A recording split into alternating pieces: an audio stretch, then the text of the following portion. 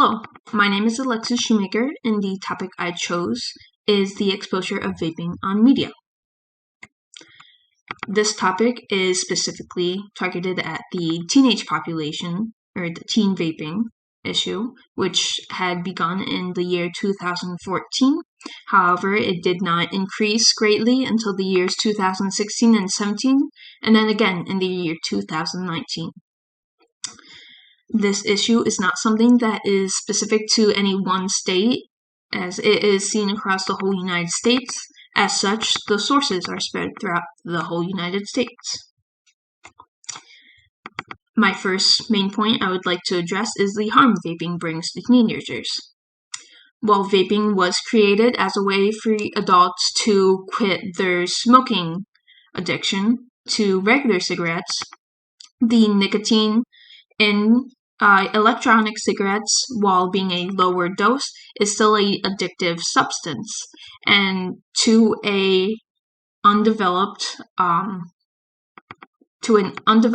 individual who has never been exposed to nicotine before, this is known to lead to addiction in teenagers. And along with the addiction, teenagers are led to start smoking real cigarettes that have a higher dose of nicotine. Along with the nicotine in electronic cigarettes, it's known that there are toxic substances such as metal that are not supposed to be inhaled in these electronic cigarettes. And these toxic substances are not truthfully exposed by the marketers of vaping, as they have been recorded to not truthfully admitting what specific toxic substances are in each electronic cigarette, along with the level of the substances in these. I would like to further push on the harm that vaping can bring by addressing how the marketers of vaping target teenagers specifically, with a specific example being the Juul, which is designed to have a small, compact shape that allows teenagers to easily hide and carry around the Juul. Along with this, it has a less of a smell and visible smoke to it, unlike the other vape devices. This allows teenagers to easily use this specific vape in many public settings, such as school or marketplaces or even home. We can see the Juul in the specific case of Devin Sheets, who is a 15-year-old boy who had been struggling with their vape addiction and had relapsed once going back to school due to being exposed in the general surrounding. And due to the relapse, he had fallen sick from it with vomiting and sweating. And I want to specifically address this as the mother in the case did mention that she was glad that it was just the vomiting and sweating, as vaping is known to hospitalize teenagers, or even worse. So I have specifically been exposed to such a harmful effect of it, as I had been witnessed in my high school days, a student who had had a seizure due to their vaping habit and had to be wheeled out in a hospital or in an ambulance. Now, vaping is seen on media being marketed to teenagers. This is mainly due to the social media influencers who are being paid to promote the electronic cigarettes. You can see in this study, the YouTube influencers are specifically addressed, and I have the statistics of the study to the side there.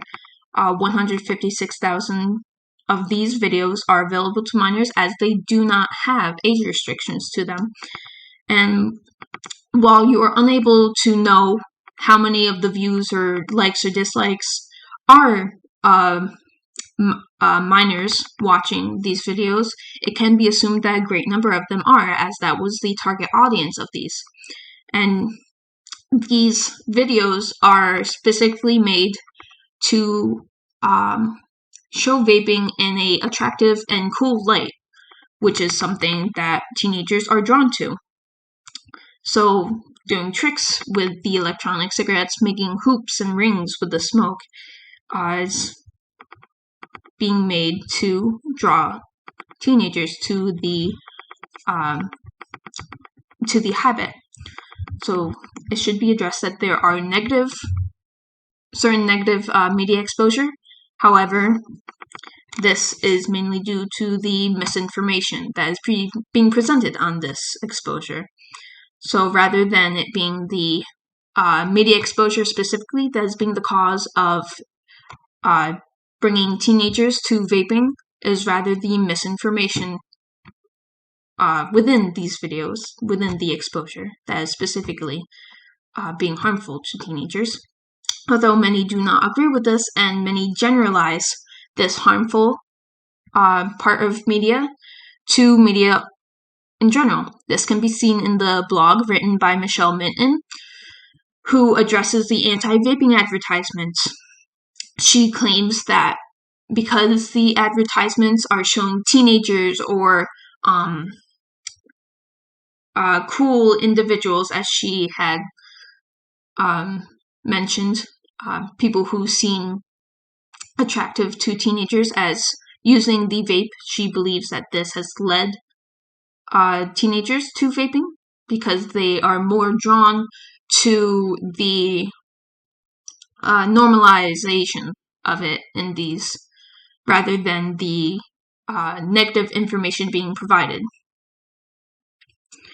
However, I do want to address that this blog did come across as being more of a biased opinion. I want to note because of the lack of proper sources. While she did provide many sources, none of them specifically addressed the issue she was speaking of. And due to this, I would not greatly place my view of the subject on her opinions and expressed values in this. I did happen to find a study that addressed the issue specifically. As you see here, it had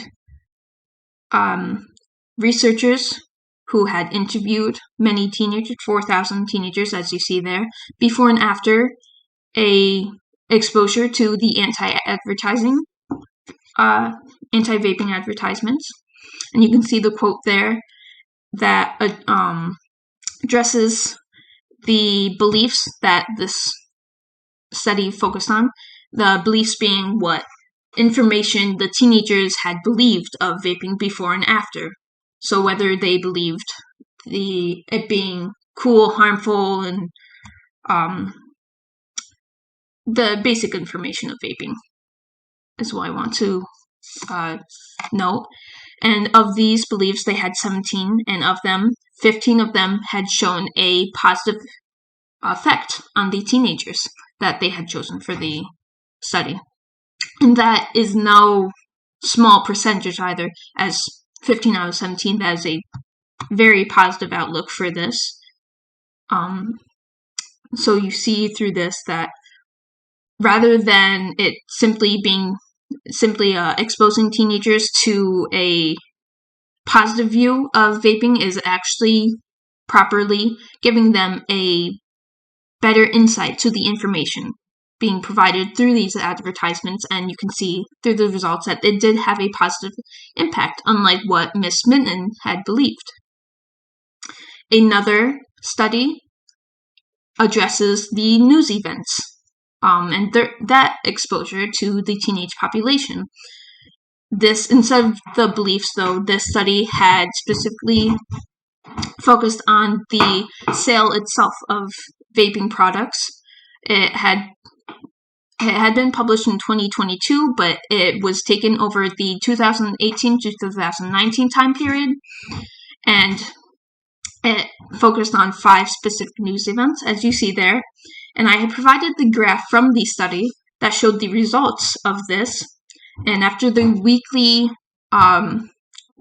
weekly notation of vaping device sales, you see that after these news events, the sales did in fact decrease.